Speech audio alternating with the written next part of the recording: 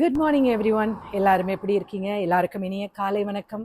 எல்லாம் பயங்கர பிஸியாக குக்கலாம் பண்ணிட்டு கோவத்தில் அப்படியே கையில் கிடைக்கிறதெல்லாம் உடச்சி பசங்களுக்கு போகிற போக்கில் 2 போடு போட்டு தம்மு தும்முன்னு அடித்து அனுப்பி அவரை 4 வார்த்தை சொல்லி போய் தொலைங்க எல்லாரும் சொல்லி திட்டி கோபத்தோட பெருமூச்சு ஹேன் வந்து உட்காந்து காஃபி குடிச்சிட்டு இருக்கீங்களா, இல்லை தோசை சாப்பிட்டுட்டு இருக்கீங்களா?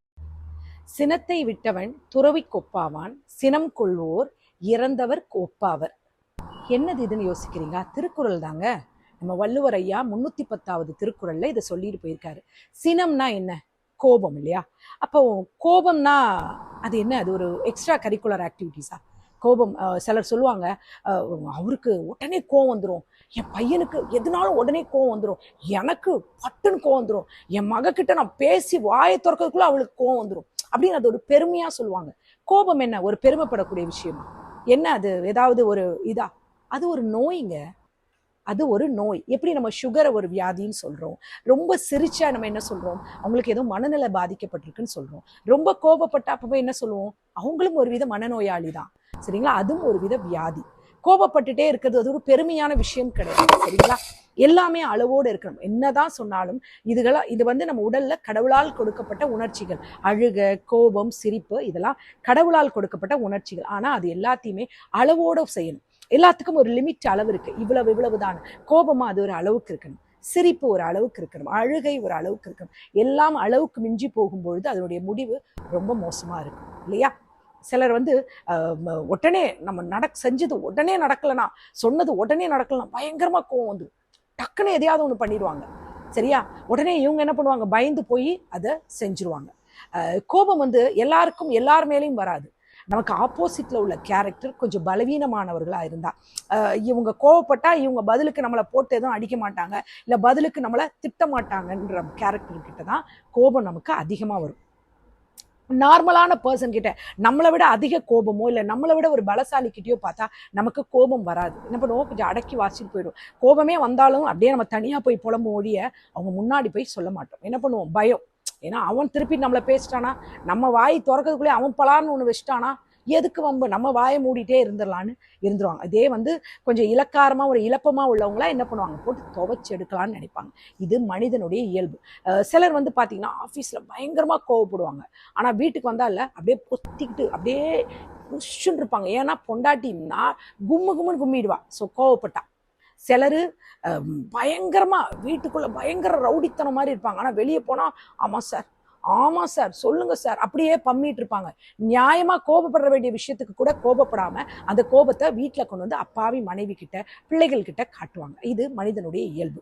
இந்த கோபம் வந்து வந்தோடனே சிலர் சொல்லுவாங்க ரொம்ப பெருமை மாதிரி, அவருக்கு கண்ணா பின்னான்னு கோபம் வருங்க, கோபத்தில் என்ன பண்ணுறாருன்னே தெரியலங்க அப்படின்னு சொல்லுவாங்க.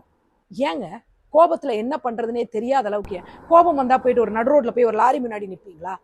கோபம் வந்தா ஒரு நல்ல ஒரு ஹையர் போலீஸ் ஆஃபீஸரை போய் பலார்னு அடிப்பீங்களா, இல்லை வாய்க்கு வந்தது பேசுவீங்களா? அப்போ ஒரு சென்ஸ் வருது இல்ல, கோபம் வந்தா அவங்க கிட்ட பேசினா என்ன ஆகும், கொண்டு போய் உள்ள வச்சு லாடம் கட்டிடுவான். என்ன, லாரிக்கு நடுவில் வச்சா நமக்கு சங்கு ஊதிரும் தெரியுமில்ல? அப்போ கோபம் எங்க வரணும்ன்ற அறிவு இருக்குல்ல, அந்த கோபத்தை அறிவான விஷயங்களுக்கு உபயோகப்படுத்தும். அந்த கோபம் தேவையான இடத்துல யூஸ் பண்ணணும். கோபத்தை தேவையான இடத்துல காட்டணும். சும்மா கோபத்தை காட்டக்கூடாது. இப்போ ஒரு குழந்தைங்க ஏதோ ஒரு வம்பு பண்ணுதுன்னா அந்த குழந்தைங்களுக்கு புரியாத குழந்தைங்க அதுங்க கிட்ட போய் நம்ம கோபத்தை காட்டுறேன்னு தம்மு திம்முன்னு போட்டு அடிச்சா அதுக்கு என்னன்னே தெரியாது. எதுக்கு அம்மா அடிக்கிறாங்க, எதுக்கு அம்மா திட்டுறாங்கன்னே அதுக்கு தெரியாது. அதை நீங்க அன்பா சொல்லி பாருங்களேன், அந்த கோபம் அந்த குழந்தைக்கு தெளிவா புரியும். அம்மா இந்த விஷயத்துக்கு கோவப்படுறா, நான் இதை தள்ளி போட்டுட்டேன், இல்லை நான் இதை உடைச்சிட்டேன், நான் இன்னைக்கு நல்லா படிக்கலை அதனால அம்மாவுக்கு கோபம், என் மார்க் வந்து ரொம்ப கம்மியாக எடுத்துட்டேன் அதனால கோபம். என்னன்னு பார்க்குறீங்களா? ஃபஸ்ட்டு ஒரு வீடியோ அதை மைக் வச்சு பேசினேன், அது சவுண்டே இல்லாமல் இது ஆஃப் ஆகிருந்திருக்கு, கவனிக்காமல் நான் பேசி சவுண்டே இல்லாமல் போயிடுச்சு. அதனால தான் இப்போ அகெயின் அதை செக் பண்ணிக்கிட்டே இருக்கேன். ஸோ அந்த குழந்தைக்கு வந்து எதுக்கு அந்த கோபம் படுறதுனே தெரியாது. சில சமயம் சில கணவர்கள் என்னன்னா ஆஃபீஸில் பயங்கர டென்ஷனாக இருப்பாங்க, வீட்டுக்கு வந்து மனைவியை கண்ணா பின்னான்னு திட்டுவாங்க. ஒரு காஃபி கொண்டு வந்து கொடுத்தா கூட இது காஃபியா அப்படியே அது யோசிக்கும். நேற்று இதே காஃபி தானே போட்டோம், நல்லா இருக்குல்ல சொன்னார், காலையில் இதே தானே காஃபி கொடுத்தோம், செம்ம டேஸ்ட்டாக இருக்குமா, உன் கையில் காஃபி குடிச்சா அப்படியே வந்து தேவாமிர்தம் மாதிரி இருக்குது, காஃபி கொடுத்த கைக்கு வளையல் செஞ்சு போடணும்னு சொன்னாரே, இப்போ ஏன் இவர் கோவப்படுறாரு? அந்த அம்மாவுக்கு தெரியவே தெரியாது. அந்த அம்மாவுக்கு அவ்வளோ கோவப்படுவார். அதுக்கு அந்த மனுஷன் சாரியோட சொல்ல மாட்டார். அதுக்கு ஏன் கோபப்பட்டன்னு ஒரு எக்ஸ்பிளனேஷனோட சிலவனுங்க கொடுக்க மாட்டாங்க. சில மனுஷங்க அதுக்கப்புறம் கொஞ்சம் நேரம் கழிச்சு கூப்பிட்டு சாரி சொல்லி எக்ஸ்பிளனேஷன் கொடுப்பாங்க. அவங்க ஒரு படி மேலே.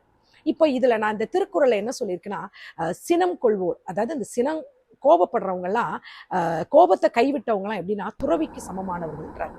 கோபம் வந்து அளவோட வச்சுக்கிட்டு, தேவைக்கு கோபத்தை வச்சுக்கிட்டு, சமாதானத்தோட அன்போட சிரிச்ச முகத்தோட வாழ்றவங்க துறவினா யாரு? எல்லாத்தையும் துறந்தவர்கள், அவங்களுக்கு எந்த விருப்பு வெறுப்பு எதுவுமே இல்லாம வாழ்றவங்க துறவிகள், தெய்வத்துக்கு சமமானவங்க, அந்த அளவுக்கு நல்லவங்கன்னு சொல்றாங்க. அதே கோபம் உள்ளவங்க என்ன சொல்றாரு திருக்குறள்ல? அவரு செத்தவங்களுக்கு சமம். நீ கோபப்பட்டா நீ உயிரோட இருந்தாலும் செத்தவனுக்கு சமம். ஏன்னா உன் கோபத்தால யாருக்கு பிரயோஜனம்? உன் கோபத்தால நீ மன உளைச்சல் ஆகுறது இல்லாம உன்னை சுத்தி உள்ளவங்களையும் மன உளைச்சல் ஆக்கி அவங்களையும் கஷ்டப்படுத்தி உன் காலத்துக்கு முன்னாடியே நீ டிக்கெட் வாங்கிக்கிற. உண்மை அதுதானே?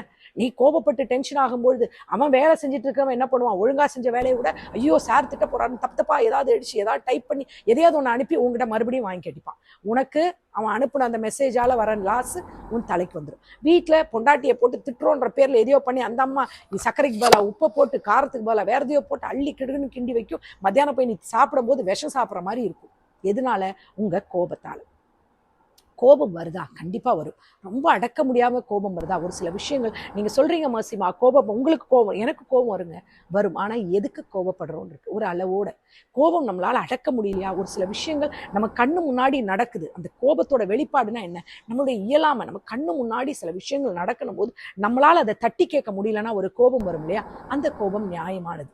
சரியா? ஒண்ணுமே காரணமே இல்லாம வர கோபம் தான் அனாவசியமான கோபம். இந்த மாதிரி ஒரு சில இயலாமைகளுக்கு வர கோபம், நியாயமான கோபம்லாம் ஓகே. ஆனா தேவையில்லாம கோபம் வருதா? ஒரு தவறு நம்ம வீட்டுல நடக்குதா? அந்த தவறு நம்ம சொல்லி யாரும் அதை கேட்கலையா? அப்போ நமக்கு ஒரு கோபம் வருது இல்லையா? அந்த ஒரு வேதனை கோபம், அதை சொன்னாலும் பிரயோஜனம் இல்லைன்னு தான் அந்த இடத்துல அமைதி ஆயிடுங்க. நீங்க அந்த இடத்துல உங்க வார்த்தைகளை கொட்டிடாதீங்க. வார்த்தைகளை கொட்டினா திரும்ப எடுத்துக்க முடியாது இல்லையா? வார்த்தைகளை கொட்டிடாதீங்க. பொறுமையா போய் அமைதியா உட்காந்துருங்க. உட்காந்துட்டு நீங்க கொஞ்சம் உங்க தண்ணியெல்லாம் குடிச்சு உங்களை ஆசுவாசப்படுத்திக்கோங்க, காமாவுங்க.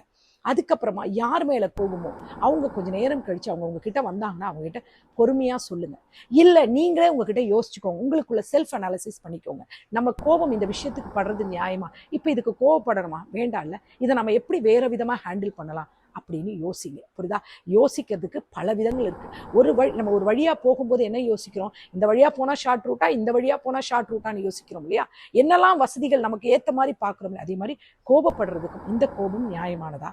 இந்த கோபம் நான் படுறதால ஏதாவது பிரயோஜனம் இருக்கா? இந்த கோபத்தால நம்ம கோபப்படுற பர்சனோ இல்ல கோபப்படுற காரியமோ சரியாயிடுமா? அப்போ ஆகாத பட்சத்தில் எதுக்கு நான் கோபப்படணும்?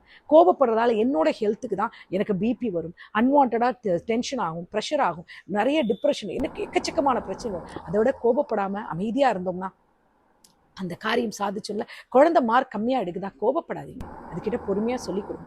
எந்த இடத்துல தவறு இருக்கோ அந்த தவறை சொல்லி கொடுங்க. அன்பால் நிறைய விஷயம் செய்யலாங்க. கோபத்தை விட அன்பு ரொம்ப ரொம்ப ரொம்ப பெருசு. சரிங்களா?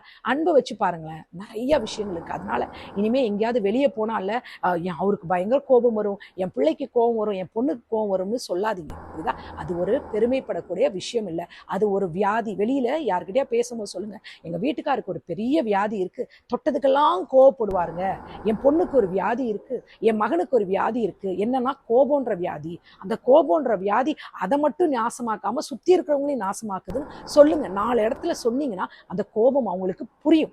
புரியுதா? அது ஒரு வியாதி, அது பெருமைப்படக்கூடிய விஷயம் இல்லை. ஸோ இனிமே வீட்டில் இருக்கிற எல்லாருக்கும் சொல்றேன், இல்லை வெளியில போறவங்க சரி, என்னோட வீடியோ பார்க்குற எல்லாருக்கும் சொல்றேன், கோபத்தை விட்டுட்டு கோபத்துக்குரிய காரியங்கள் இருந்தால் எவ்வளவு பொறுமையா அந்த காரியத்தை ஹேண்டில் பண்ண முடியுமோ பொறுமையா ஹேண்டில் பண்ணுங்க. புரியுதுங்களா? பொறுமையா ஹேண்டில் பண்ணா நீங்க யாருக்கு சமம்?